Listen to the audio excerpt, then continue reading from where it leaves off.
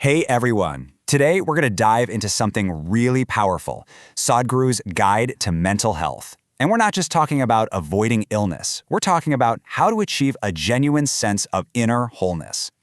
So let's just start with a big question, one I think a lot of us are wrestling with. In a world that's supposedly more connected than ever, with all our devices and social media, why do so many of us feel so disconnected and down?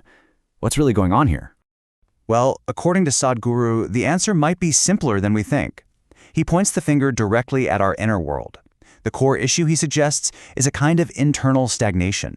It's this idea that we all have these fundamental physical and emotional energies inside us, and for many of us, they're just sitting there, going unused.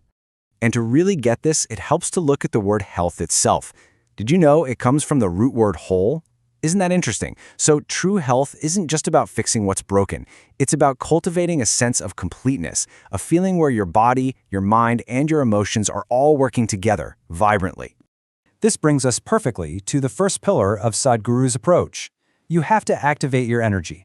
It makes perfect sense, right? If the problem is unused energy, then the very first step toward a solution has to be putting that energy into action.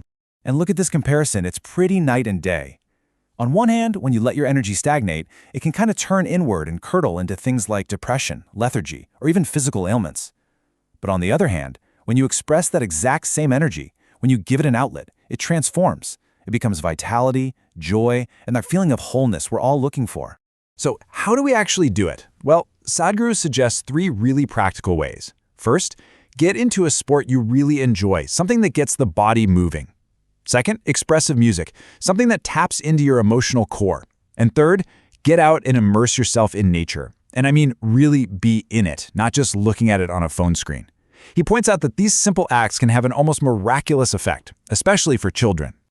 Okay, moving on to our second pillar, fuel your system. Once you get your energy activated, you've got to give it the right kind of fuel. In the world we live in today, we need to be sharp, both physically and mentally, and what we eat should absolutely support that.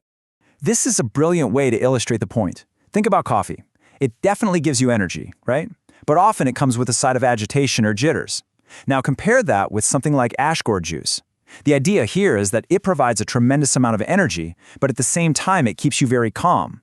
So it's not just about the quantity of energy, it's about the quality. The big takeaway here is that some really simple daily rituals can make a huge difference. 2 that are highlighted are starting the day with ash gourd juice for that mental sharpness, and also bringing some raw honey into your diet for what's described as psychological stability and vitality. Now for our third and final pillar, and this one goes even deeper. It's called Master Your Interiority. This is all about learning how to manage our own internal systems, which, as it turns out, are way more interconnected than we usually think. Now this is a really fascinating and direct quote. It draws a very strong line between our physical gut health and our psychological well-being. In the yogic understanding, a clean internal system isn't just nice to have, it's fundamental for a clear and stable mind. And the logic is that if the body's natural cleansing processes aren't working efficiently, it's going to affect everything else. A clear benchmark is even offered. If your bowels don't empty out naturally pretty soon after you wake up, that's a signal that something is off balance. And that imbalance can lead to issues down the line, both physical and psychological.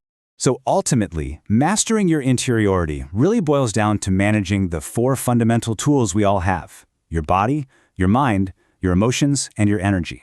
That's the whole toolkit. And how well you learn to manage these 4 things determines the quality of your entire experience of life. So, let's bring these 3 pillars all together into one cohesive strategy. This isn't just a random collection of tips. It's a complete path for building a life of true wholeness and well-being. So, let's recap the strategy. First, get your physical and emotional energies activated. Don't let them just sit there. Second, fuel your system with the right stuff for calm, sharp energy. And third, learn to master your inner tools, your body, mind, emotions, and energy to create a state of total well-being. And all of this leaves us with a final, powerful question to reflect on. This framework is a lens you can use to look at your own life.